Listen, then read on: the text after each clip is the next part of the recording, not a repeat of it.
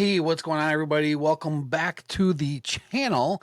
If you follow along, you know I'm a huge fan of these homebrew slash indie titles that are basically new games made for old consoles. There's a bit of controversy out there with what to call these. Some people call them homebrew, some people call them indie games. I don't know, whatever you want to call them. I think they're just absolutely phenomenal. And today we're counting down my top 5 that feel like they feel like 80s classics today.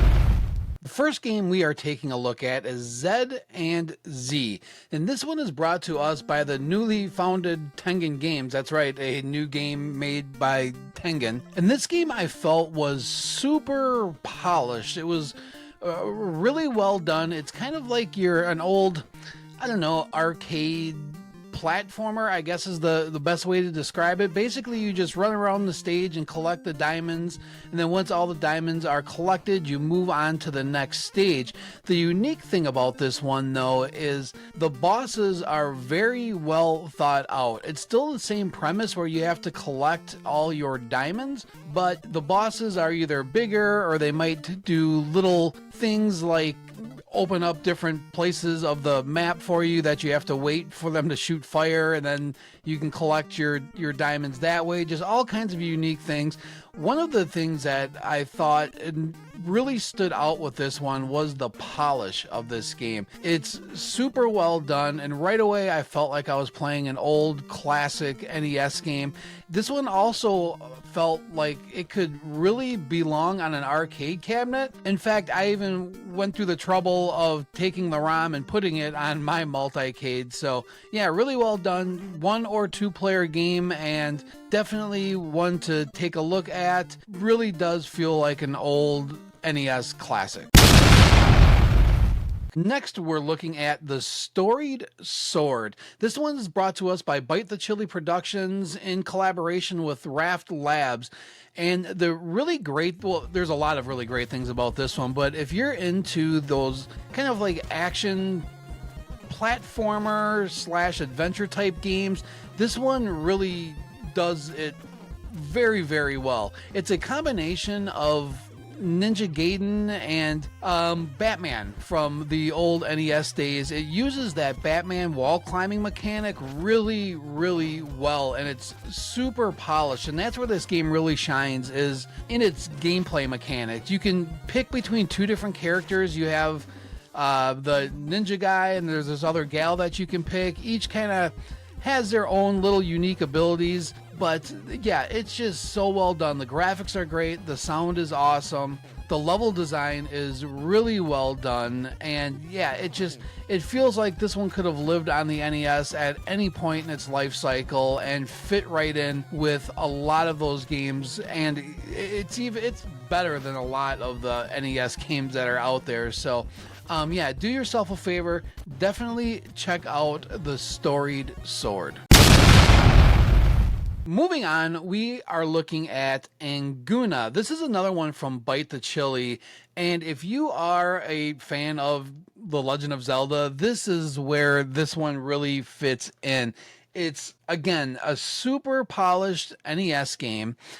The graphics are what really brought me into it at first. They do this thing where there's this like monster compendium where you can see the monsters that you've beat up, and you can look at them and they make these big graphics. Really, really well done. The level design, or not really level design, but the world design is really thought out. Each area feels like its own separate section, so you can see, you know, there's areas that are filled with snow and mountain areas and things like that, and they really do a great job of sucking you in.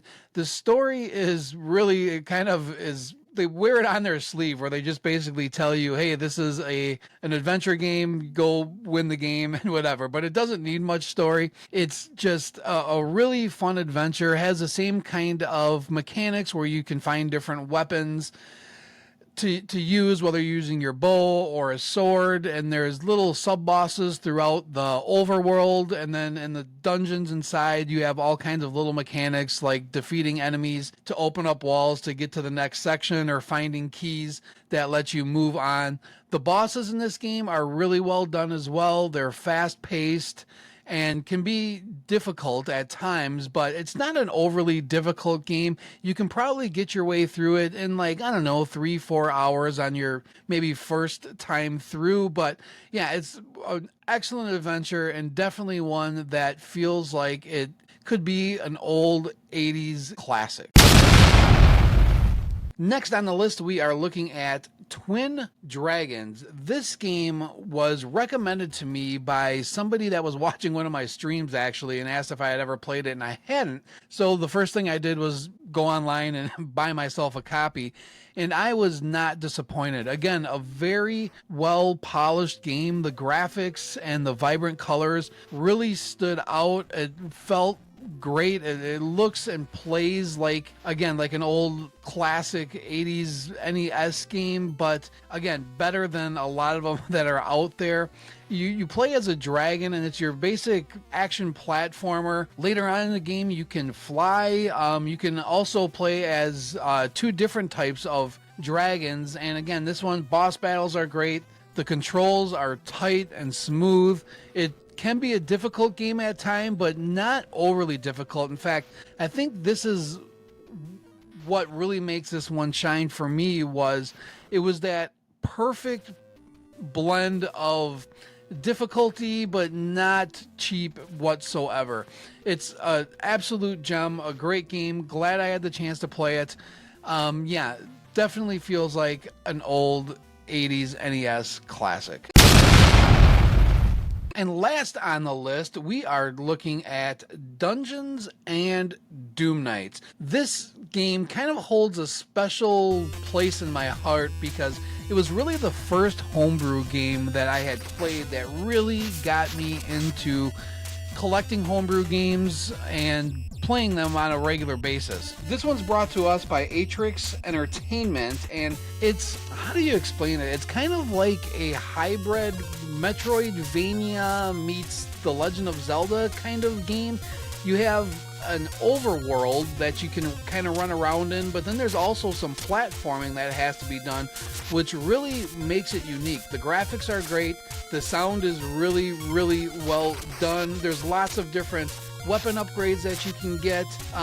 There's a lot of humor in the game as well, and the adventure is just that right length too. I think it probably took me, like, I don't know, around 10 hours or so to complete on my first round, but there's a good story behind it.